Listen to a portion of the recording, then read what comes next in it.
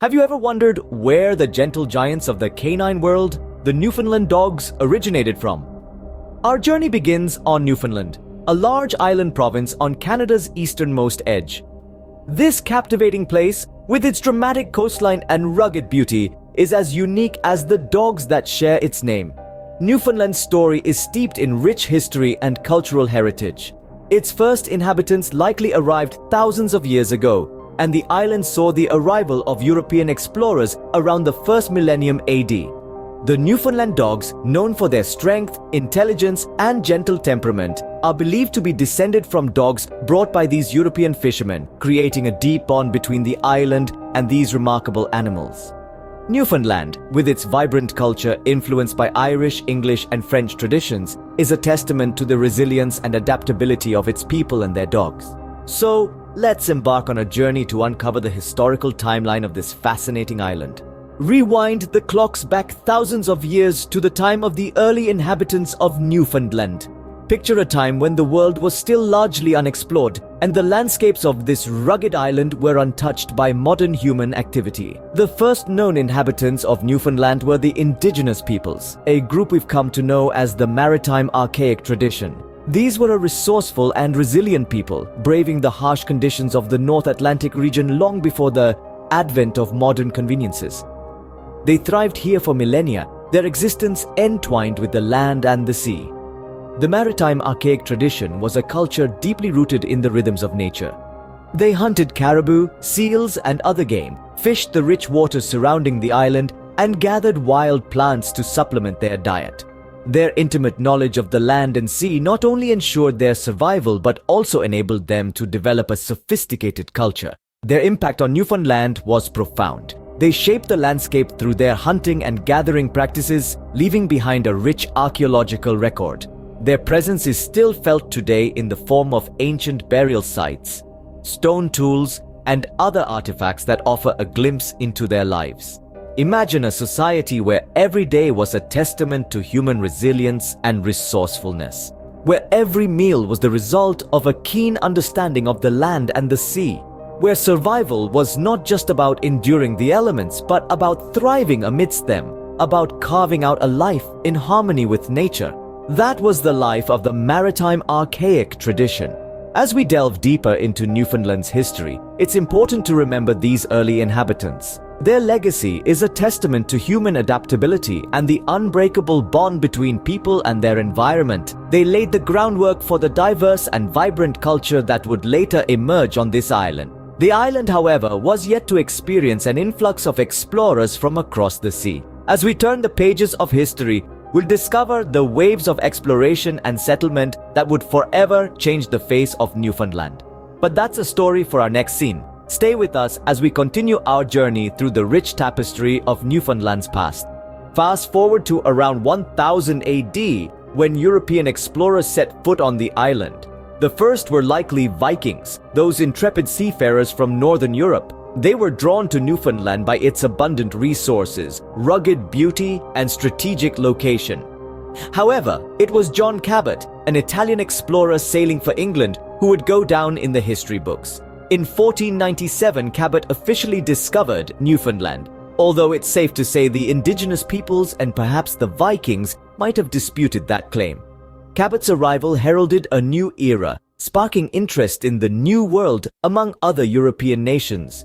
He described the island as the edge of the earth, and his tales of its natural riches enticed other explorers to venture across the Atlantic. This period of exploration set the stage for the centuries of rivalry and colonization that would follow. The arrival of these explorers marked the beginning of a power struggle for the island. The 16th and 17th centuries witnessed a fierce rivalry between two European powers. France and Britain, two of the era's greatest naval powers, were pitted against each other in a struggle for control of Newfoundland. This rugged island, with its rich fishing grounds, became a coveted prize in the North Atlantic.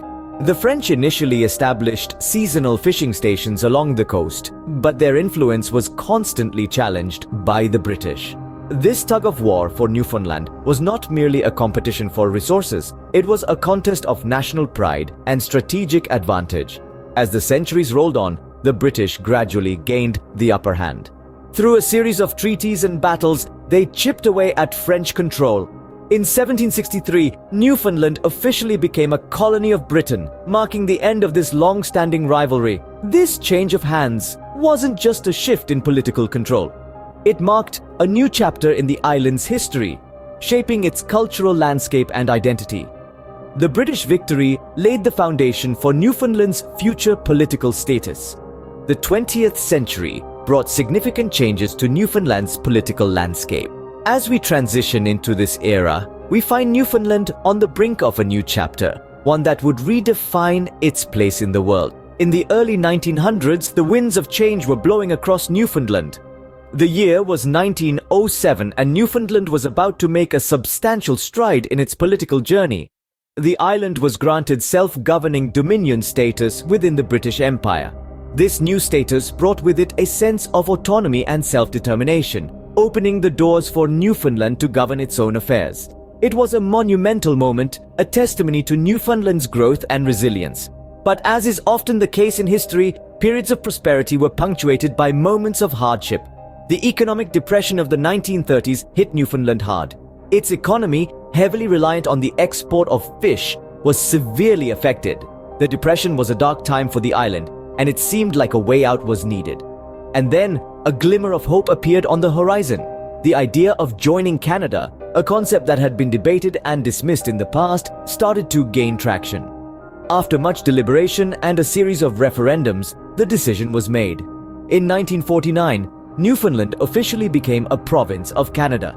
This was more than just a political decision. It was a turning point that marked a new era in Newfoundland's history.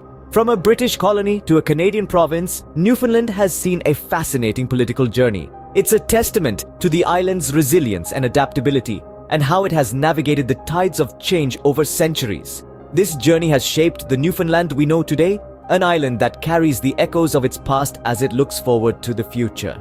And as we delve deeper into Newfoundland's story, we'll uncover more about this remarkable province and its people.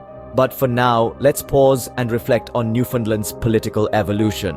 From a British colony to a Canadian province, Newfoundland has seen a fascinating political journey. Now let's turn our attention to the iconic Newfoundland dogs. These dogs are more than just a breed. They are an integral part of the island's history and culture. Their story begins with their origin, which is believed to lie in the dogs brought over by European fishermen. These dogs were likely a mix of breeds, including the mighty Great Pyrenees and the agile Portuguese water dog, crossed with indigenous dogs found on the island. As working dogs, Newfoundland dogs played a crucial role in the lives of the island's fishermen. Their size and strength made them ideal for hauling in heavy fishing nets and pulling carts loaded with the day's catch. But it was their natural ability in water that made them truly indispensable. With their thick double coat to keep them warm, webbed paws for efficient swimming, and a strong muscular build, these dogs were lifesavers in the unforgiving waters of the Atlantic. They were often tasked with the critical job of water rescue, saving many lives from the treacherous sea.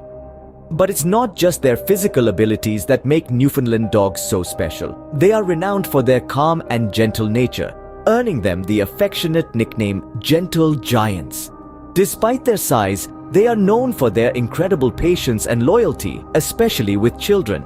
This makes them excellent family companions, loved and cherished in households not just in Newfoundland, but all over the world. These dogs embody the spirit of Newfoundland in their strength, resilience, and gentle hearts. They serve as a living testament to the island's history of survival against the odds and its enduring connection with the sea. They are a symbol of the unique culture that has been shaped by this history, a culture that values community, cooperation, and the bond between humans and the natural world. Newfoundland dogs truly are a living symbol of Newfoundland's history and culture, endearing them to people worldwide. From its early inhabitants to its present-day status, Newfoundland's history is as rich as it is diverse.